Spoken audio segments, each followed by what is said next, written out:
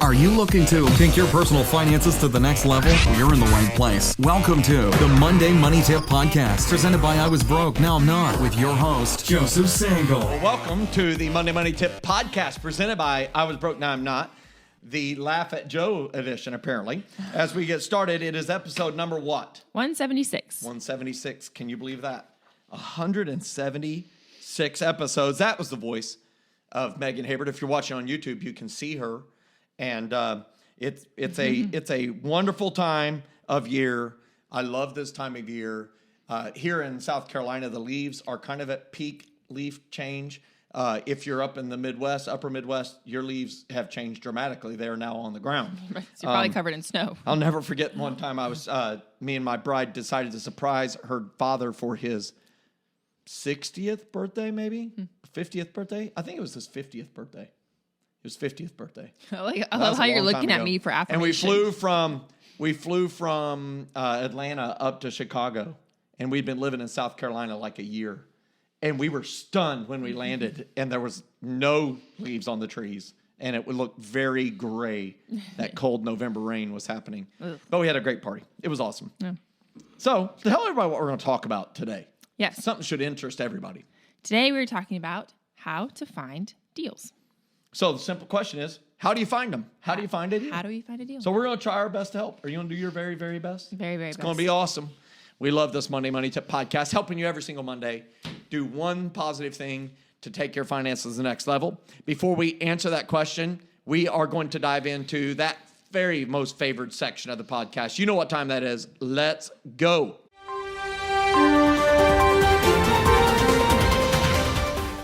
We interrupt this podcast with breaking news. Megan? So you might have noticed I'm often, if you watch on YouTube, nonchalantly eating all the time during our podcast episodes. And it's not because I think it's a good time to eat, but it's because Jordan and I are expecting number 2 and number 3. So we are pregnant with twins. Exciting. And they are due sometime in the spring. So ideally in April is when their due date is. So we'll see if they can stay in there until then. But you can pray for us because it's twins. So we need all the prayer we can get. So we're excited. So yeah. So thanks for sharing that, Megan. We wanted to be able to get that breaking news to you. It has been humorous for us behind the scenes watching that happening, knowing what was going on. And we are praying for Megan and Jordan and for big brother Logan as he welcomes not one but 2 siblings. Do you want to tell everybody what you're having yet?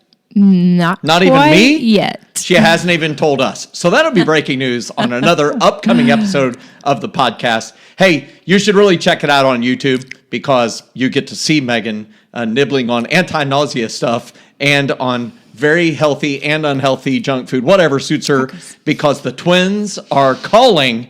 They need some eats. And so pray for Megan, pray for Jordan, pray for Logan for a safe arrival of these babies. We're so fired up for you, Megan. Congrats. Thank you. Yes. Now it's time to get caught up with our current money events. The Monday Money Tip Podcast is sponsored by the Fully Funded Life Membership Program. The Fully Funded Life Membership Program provides all you need to begin winning with money and live a fully funded life.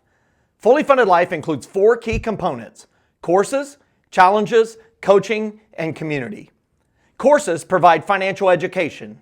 Challenges help you make massive progress in a specific money skill. Coaching is provided by the Fully Funded Life Certified Coaches through open office hours held multiple times each month. All of the courses, challenges, and coaching results in an outstanding community that help equip, motivate, and encourage you to take your next financial steps toward your fully funded life. Fully Funded Life. Courses, challenges, coaching, community. All that's missing is you. Learn more and receive a special offer for Monday Money Tip listeners today at fullyfunded.life/MMT. That's www.fullyfunded.life/MMT. For today's current money events section, we are going to talk about government spying. You excited about that? Yep. This is an interactive thing. The government Interactive. is wanting to spy on you. This is not a joke. Now, if you have no money, you might not care as much. as you get money, which we hope to help you have a lot of around here at the Monday Money Tip podcast, you will suddenly care a lot. That's right. Now, Janet Yellen, who is wildly intelligent and could beat me with 90% of her brain tied behind her back, she was the Federal Reserve Chairman. Now she is the U.S. Secretary of the Treasury Secretary. She has lost her marbles. I don't know what's going on. And Janet, you need to listen to this podcast. The Treasury Secretary, this is from an article. I'm gonna post a link to it. It's from the New York Post, posted in early October. Treasury Secretary Janet Yellen is defending a Biden administration proposal that would require banks to report data to the IRS on transactions over $600. $600. Calling the collection of information routine after taking heat for the idea that it is widely seen as an unprecedented invasion of privacy. I'll remind you, this is the New York Post writing this. This isn't some conservative outlet. Yeah. I don't think anyone has ever said conservative and New York Post in the same sentence. Continuing in the article, during an interview on CNBC's Squawk Box on Tuesday, Yellen was pressed on whether the IRS has the wherewithal to collect more information about taxpayers and bank accounts, including cash flows, something many Republicans have called invasive. Yellen continued and cited the enormous tax gap in the U.S. as the reason behind the proposed tax hikes and information collecting, blaming the gap on places where information on income can be hidden. Oh. Bum, bum, bum. So she continues, it's just a few pieces of information. Just a few. Pardon my snarkiness. It's just a few pieces of information about individual bank accounts, nothing at the transaction level that would violate privacy, the secretary said. Other than, why did you transact $621 on a dang, TV? No, but nothing. We're going to come check that you bought a TV. Nothing to violate your privacy, though. We just want to make sure it was a Sony and not a Samsung, or vice versa. She continues, so it's not reporting of individual transactions or anything of the like. No individual transactions, except for the reporting on individual transactions. Yeah, that's very confusing. Okay. So double talk. And it would be a simple thing for banks and other payment providers to provide, along with the other information already. It's just simple for them to violate all of privacy. Under the proposal, watch this. This is what the article says. Banks would be required to turn over aggregate inflow and outflow numbers annually to the IRS and would cover bank accounts, watch this, with at least $600 or at least $600 worth of transactions. According to the Wall Street Journal. Yeah, the Wall Street Journal. Also not chopped liver. Yes.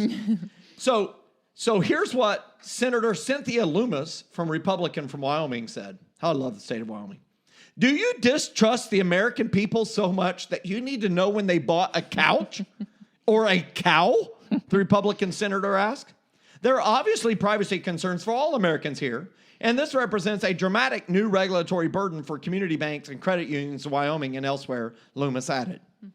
My local bank, the local community bank, they have, I think, 6 locations total, People's Bank, Anderson, South Carolina, has bombarded us as customers saying, please write every single person. We cannot do this. This would break us to have to report this stuff.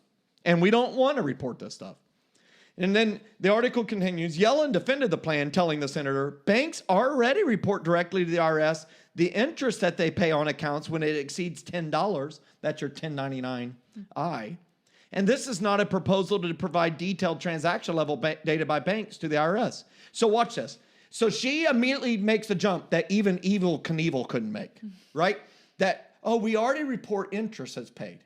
Well, guess what? Most checking accounts don't pay interest. So what they're saying is, we want all of these checking accounts that are transacting regularly. By the way, most transactions are happening in the checking accounts because savings accounts have limitations on how many times you can draw from them, a lot of them. Yep. So she's just saying, it's not much. It's just we want to take over. Oh. And the response from Loomis was, well, $600 threshold is not usually where you're going to find the massive amount of tax revenue you think Americans are cheating you out of. Loomis fired back. That's correct, Yellen admitted. But it's important to have comprehensive information so that individuals can't game the system and have multiple accounts. So watch this. She literally thinks billionaires are going to have like 9,000 accounts with $600 each in them, $599 in each of them. So this could lead to a tremendous invasion of privacy, the likes of which our country has never seen. Millions of law-abiding Americans would suddenly have their bank accounts open to federal investigators for no more reason than buying a refrigerator. So simply unconscionable. To make more matters worse, under this proposal, saving for college could put an American family on the IRS's radar. Costs that most likely will be passed on to the public. Nebraska State Treasurer John Moranti said in a statement released last month. Here's the single angle. Shoo-wee. Everyone should pay the taxes you owe. Megan, you should pay the taxes you owe. I pay every one of the taxes I legally owe. Mm-hmm. I do all forms of legal tax evasion. Legal. It's legal. Yep. Depreciation on rental houses, right? Deducting expenses that are legally deducted. That is legal tax. That is evading taxes in a legal way. But I pay all the taxes I legally owe. If I get paid cash at a product table, I report all of it because I pay taxes on it. And let me tell you, banks should not be extensions of governmental organizations. If companies and wealthy individuals are illegally evading taxes, they should be audited and they should pay what they owe with capital letters, substantial penalties for intentional tax evasion to encourage all entities, corporate or individual, to pay the taxes they legitimately and legally owe. So pay your taxes, do what's right, and then we won't have this nonsense taking place. Hey, I'd like to have your thoughts. Comment below on YouTube on what you think, or comment on one of our social media outlets. Stop government spying on individual citizens. That's all I have to say. Is this something that's like voted on? It's going to be voted on. Okay. It's going to be shot down. Yeah. It's got to be shot down. Yeah. There's no way that'll get voted for. No one. They know that's ridiculous. And they've already come back since this article was written and said, oh, well, we're going to change it to like $10,000. Well, that doesn't help. Yeah. Like, stay out of the business. Yeah. Audit people correctly. Okay? Yeah. There we go. All right. Our success story today is from Elizabeth, a member of Fully Funded Life, and she participated in our 30-day spending challenge with Sarah Piercy. So awesome. Yeah. And she said at the conclusion of the month, she wrote in to say, I Was Broke Now I'm Not was a godsend, and so is your program/challenge. I struggle with budgeting, and I'm the bill payer in our family. I needed to get a handle on where our money was going. I wanted to let you know that I have been keeping a list of items I have not purchased while on the spending challenge with date, item, why and who it was for, and the cost. I have to say that it has been an eye-opener for me. I would have spent $200 so far, and the bulk of those were for my children, wants for sure, not needs. I also found that at the beginning of the challenge, I wanted so many things each day, and then by the second week, I had only written one item down on the list. It made me realize many things, but most importantly, that I don't have to spend money on my girls, who are 8 and 12, for them to know that we love them and cherish them. As I reflect on this spending fast, I am thankful for a new perspective and questions I will ask myself before purchasing anything. I can feel the heart change beginning, and thank God for you and the entire I Was Broke Now I'm Not team for steering me in the right direction. That's awesome. Yeah.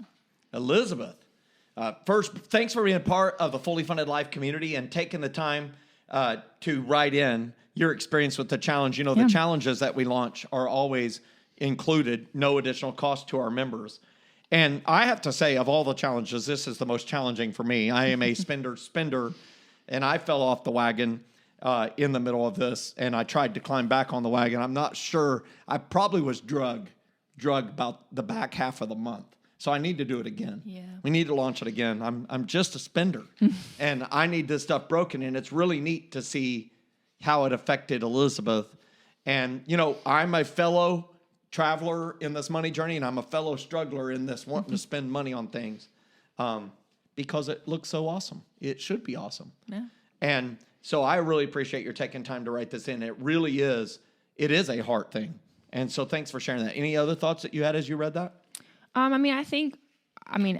obviously have a child, and wanting to spend money on that child is definitely a common thing. Like, I understand that feeling, but I love that she says, like, I don't have to spend money on them for them to know that I love them and cherish them. There's like lots of other ways. So maybe quality time is like a good thing that you could spend with your child, or doing like fun things, like fun activities, or like other ways that you could invest in them without that. And I love that she saw that and was able to, make that change. Not saying that you shouldn't buy things for your kids.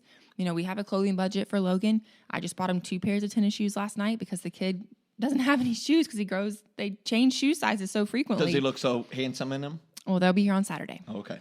That's awesome. So So I was smiling here, and I think I kind of even snickered like inappropriately while you're telling your story, because I was recalling last night. The spending fast has affected me at some level, and my wife was taking the kids at the Spooktacular, which usually you get to walk around the hallways of the school, but now it's a drive-through thing, and they moved it up a day, and she forgot to tell me, and so I was at home wondering where they're at. And they're at the Spooktacular collecting candy for me, because I teach them to tithe to the Father, and they have to give me 10% of the candy, and they have to give me the first fruits, the best. No, I'm joking. A little bit joking. But they brought in some good candy. But here's what was funny is my son immediately was yelling in the background in the car. She's like, hey, could you take care of dinner? And I was like, yeah, I can. And my son is immediately saying, well, get Nagoya or Sakura. Get, the Japanese steakhouse. It's a takeout place here. Sakura is definitely better. And I like Sakura better. I think they're both pretty good. They're both good, but my son wanted them. Well, since he wanted them, his little sister didn't want it. She's screaming no. She probably wanted Chick-fil-A. And I'm like, I'll take care of it. And I'm sitting there saying, I'm not getting in my car, burning gas to go spend $25 to $30 on dinner when I've got dinner somewhere here. So I got on the shelves. There's Spam in there. I found, no joke, I found Spam that was one third less sodium. Yes, I did. You're a seer. You're an oracle. I shredded some potatoes into hash brown stuff, and I seared them up and made some hash browns. And then I got some pancake mix and made those right as I was tracking where the car was, because you can do that on Find Friends. And I started making them. And, they showed up. So disappointed, I'm sure. And they're like, Dad, is it Sakura and Nagoya, is what my son said. And then they immediately stopped short and they said, what is all this smoke? The remnants of the Spam. I took at high speed, and it was the remnants of the oil in the hash browns or something. So I did make stewed apples, which they kind of liked. But they immediately commenced eating their candy afterwards. Did they eat the Spam? But I say they ate the Spam. The Spam's great. But it's also 7 years worth of salt. So even at 1/3 less, it other would have been 10 years worth of salt. They could probably But it was float in the delicious ocean for now. me, and I spent no money. And so it worked. Yeah. That's a long time to talk about a success story, but I have a little bit of success. So maybe we should help people with what we came here Let's to help them people. with. Yeah. All right. Our question is, how do you find deals? Who doesn't love a good deal? We're getting close to that lovely or dreaded time called Black Friday. And Cyber Monday. And Giving Tuesday. And then spend the rest of your money the rest of the year. Yeah. Okay. So how do you find deals? Well, Megan, take us away. Yep. Number 1, take your time. Yes. So you got to take your time. You cannot get in a hurry. Now, it may feel like you're in a hurry because here we are listening to this podcast episode on November 15th-ish, I think it is. So it's, I can't even see the Shuffling page back of it. through our page. November 15th. I was right. So you can't get in a hurry. So that's how you find deals. Speed eliminates one of the biggest advantages available to deal hunters, and that is time. When you have time, when you make the list. So I love deer hunting. I know that's no surprise to anybody who's listening to this podcast or anyone in the office. But I was in the deer stand a couple weeks ago, and there were no deer present. And so I had time on my hands. So I sat and I started making a Christmas list for all the kids, for myself, for my wife, for the people I'm buying gifts for, and started thinking up ideas. So I was thinking up some ideas, and I liked my ideas. And then I got on Amazon and started looking up, and there was a deer. And so I had to look at the deer. And then the deer trotted off and unharmed. And then I started looking at it again. Then there was another deer. But I was kind of having fun looking at all these different things and having these ideas. And then I was texting my bride, what do you think of this and all that stuff. But because of that, it caused me to think, and I'm ahead of time. That's late October-ish. And so I've got time. And so I I have more gifts procured right now than I ever have had at this time. And some of the stuff is stuff where they'll give you big discounts normally, and then those discounts start waning, or they start taking away the discount if you want it before Christmas. And so I'm actually getting the deals. So I feel good about it. Yeah. So great. don't get in a hurry. That causes you to pay retail price. Yep. All right. Number 2, comparison shop. Okay. So share some places you comparison shop. I've listed some things, but Yeah, so for me, Target's like a good one. I can show them any website, even their own website. So like a lot of times online at Target is cheaper than in the store at Target, which I always think is very interesting. But I can just show them like, hey, on your website or online it's cheaper, and they'll be like, okay, and they'll price match it for you. Walmart does price matching, I believe. I think a lot of places do it. I know like even like a place I was surprised is like the Vitamin Shop. wow. They do that. And I think it's places like have to compete with online realtors. And so like if you're going to a physical shop, a lot of times online is cheaper because they want you to buy online. But most of the time that particular place, you just ask them. A lot of times they'll price match for you because they want your business. And you said online realtors, you think in real Real- estate, but it's online stores, Stores, competitors. They just want to make sure she knows what she was saying. Real, what do you call online? On the real prices on online stores, online retailers. Retailers. There we That's go. the word. You We couldn't found think the of word. it There we go. either. I was thinking it too. Okay, so but look at physical stores. Maybe you're all over paying the for a web. realtor online. Amazon, Shopify is another place. Etsy. You can comparison shop and of course talk to friends and family. Yeah. I mean, all the time. If we find a deal in the office, we're usually talking to each other about it. Hey, I found this deal. You can ask them if they found a deal on the item or service you're shopping for. You're looking for something that is going to be more pricey. It's worth taking your time. Well, that's number 1. And 2, comparison shopping. Yep. After you do, another way to find deals, how? Yep. So the next one is buy used. So some examples are Facebook Marketplace, eBay, Craigslist, maybe a thrift store, swap meets, flea markets, resale shops, or maybe consignment. Consignment. I love it. If you think about buying used, sometimes we don't like used. Probably not going to buy a used mattress. Probably not. Some people do. Yeah. Okay. Probably not going to buy used underwear. I've sold Probably it. not. I've sold a mattress. You did? Oh yeah. Wow. Okay. Well, look at that. I'm believing a lie. Nice. Somebody bought it. I've actually just sold 2. Certain used clothes you're not going to buy, right? But there's some things that used doesn't really matter. Like, for instance, if you're going to buy a weed eater, does it really matter if it's brand new and has no grass on it? Because one use later, it's going to look like it's about 1,000 years old. So you can buy the name brand one a lot of times for 20, 30, 40%, 50% off, maybe even more. And you can get a great deal and it will last just as long. Sometimes if it's like a car, you can get a warranty that goes with it that helps you have peace of mind with that particular item. Used always comes with that fear that, someone else owned it. Is there something hidden wrong with it that I don't know? Yeah. But buying used is a way that tons of people save money. The Duggar family, who had done very well financially before they ever had a TV show, and they have a famous saying that they say, which is buy used, save the difference. And that's a good statement. Yeah.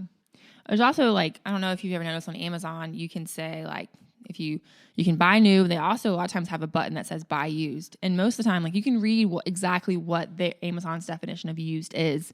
But a lot of times it's somebody bought it and didn't like it or returned it. The item didn't fit maybe, or it wasn't what they wanted and they returned it and they didn't even use the item, but because it's been opened and shipped to somebody, they have to sell it as a used item. Wow. But you can save money on that way too if you're a big Amazon shopper. That's one thing. Or I know for us a lot of times for Logan's clothes, we'll go to a store here called Once Upon a Child, consignment clothes. I bought Logan's Halloween costume there for $2.50. Come on. The kid's gonna wear it one night. What is it going to be? He was Batman. You only have one Halloween Yeah. episode? One? One Halloween costume. Yeah. No. One event. You said he's going to wear it one night. My kid somehow snookered us into 4 Halloweens. Well, I mean, I think he'll eventually get there, but But right now, one's good enough. right now we're just doing the Think Halloween about all the night. candy he can get for you. Little kids are so cute in their costumes. They get more candy and they won't eat it all. The parents get it all. Next year we'll have more when he's in like preschool. He'll have that, There we and go. then Nice. maybe like a church event. I don't know. Trunk or treat. Trunk or treat. There we go. Okay, so buy used. It's very, very, very, very helpful. And Megan just shared a very practical way because the average Halloween costume is like $30. Yeah. $2.50. Then you can take it back and sell it again at Once Upon a Child. That's right. Okay, so coupons is number 4. Tell some things about coupons. Yep. So wait for discount codes or coupons. There's like a lot of companies have, like I know one is called like Honey, and you can download the like plugin on your computer, and it'll tell you if there's discount codes or if you're getting the best deal on that item when you're purchasing it, like in your cart, you can see. They'll like run all the promo deals they can find, because a lot of times I look for like Retail Me Not. Like you can look at that one. It's called Honey? Honey. Yeah. Is it an app? It's like a plugin. Yeah. Okay. It's our producer says yes. So we should have a link to it. Yeah. And retailmenot.com. Yeah, so a lot of times I'll look at like Retail Me Not for my coupons, but Honey will run all the ones that they can find Okay. online. That's pretty neat. So it saves you like some trips from having to go to different websites and look. And also it tries them for you, so you're not typing them in and trying. Oh. Yeah. I'm going to have to try that. See, I learn things here on the podcast, the Money Tip podcast. Okay, so I have coupons. I use coupons all the time through apps. You know, I go to Popeye's Chicken occasionally. Probably shouldn't, but I love their spicy chicken sandwich. And I love the chicken wars between Chick-fil-A, Popeyes. Now KFC has one. McDonald's has one. But you can get a coupon. If you go to McDonald's, you can get a coupon and points.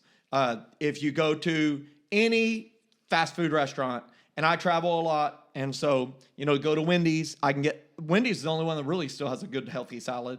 They have this apple pecan salad.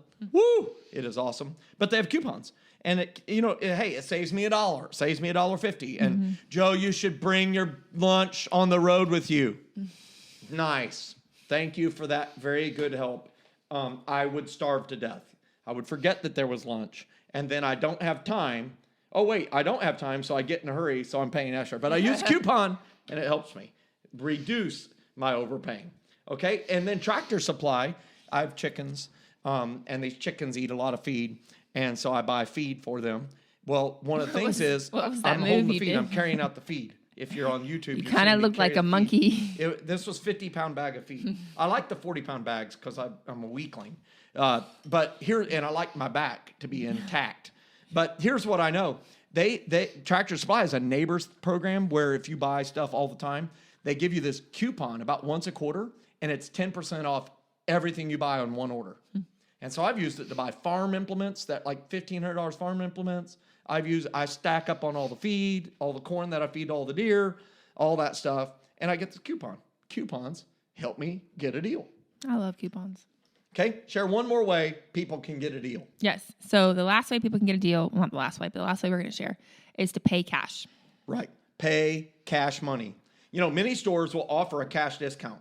I'm going to try it here when we get done with this podcast and a webinar that I'm going to do after this, because my wife's beloved Yukon, or much maligned love Yukon, its transmission decided it didn't want to transmit anymore. Nice. And so we had to pay for a new transmission, and I'm going to go ask them, hey, is there a discount for paying cash? Because if there is, I'm going to pay them some cash money because I know as a person who sells things, there's a credit card fee of 2.5% to 3.5%, 4% sometimes. And on a multi-$1,000 transmission, those percentages, whatever they are, equal Ben Franklin. Lots of money. And so if they give me a discount, cash does that a lot. It allows them to avoid that transaction fee, and it allows them to, it's no difference to them on what the bottom line is. And so that's a great thing. And so let's wrap them up. Share all 5 of them one time with them again.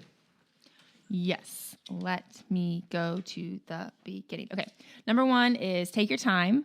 Number 2, comparison shop. 3, buy used. 4, coupons. And 5, pay cash. Yes. And you can get deals. And I think of all these we just shared, the first 2 are the most important. Yeah. Give yourself time. Don't allow the I gotta have it now to invade your space. Yeah. It will cause you to spend way more money than you planned. Yeah, I mean, Black Friday is coming up, Christmas shopping is coming up, but you still have, 2 weeks, that you can. I try to make a list of everybody I need to buy for and what I want to buy them for them. Yeah. So that when I go shopping on Black Friday or when I'm shopping on Amazon, I know exactly what I'm looking for, and I can do the comparison shopping of looking, okay, this store has this item for this much or this discount we're getting then. But because I already have the list ahead of time and I kind of know exactly what I want for each person, then makes life a lot easier. It doesn't mean that if I go to a store and I see something, I'm like, oh, my niece would love that. It doesn't mean I can't switch what I'm going to get her, but I like to already have some kind of idea so I'm not aimlessly wandering through the store. There you go. Because I think Black Friday, that's the worst day to aimlessly wander. 100%. That's actually a great final thought. And so our quote for today is from Samuel Johnson, who says, "Without frugality, none can be rich, and with it, very few would be poor." That's a good quote. Yeah. I'm going to say it once again for those listening. Without frugality, none can be rich, and with it, very few would be poor. And what we're really talking about is being frugal with your dollars. They're limited. Make sure you maximize them. Tell everybody what we're going to talk about with the next episode. Yes. So next we're going to talk about intentionally blessing others. So it's the time of season when you do buy a lot for Christmas, and hopefully that's not the only thing Christmas is about for you guys, but it's also a time when we can bless others in that. So we're going to talk about that, and we're also going to share an exciting new thing we have coming up that everyone can be a part of. Yeah, fired up about it. Yeah. If you like today's episode, please help us get this podcast to other people who could benefit. You can do it by quickly rating the podcast. Rate the podcast, please, please, please. And if you're on YouTube, click the like button, hit the subscribe button. If you want to be notified every time, every Monday an episode is released, click the little alarm bell, that bell, it'll tell you. And by the way, if you've implemented one of our tips, please share your success story with us. This podcast is powered by your success. Email it to us at info@iwbnin.com or by sharing it with us on any of our number of social media platforms. We would love to hear from you. Hey, it's a very, very, very great time of year. Enjoy your time with friends, family, those people, that time off that you're going to get to take. Make sure during that time you get a deal. Have a great week, everybody. Thanks so much for listening to this episode of the Monday Money Tip Podcast, presented by I Was Broke, Now I'm Not. If you enjoyed today's episode, please leave a review and subscribe. And for more great content and to stay up to date, visit iwbnin.com. We'll catch you next time.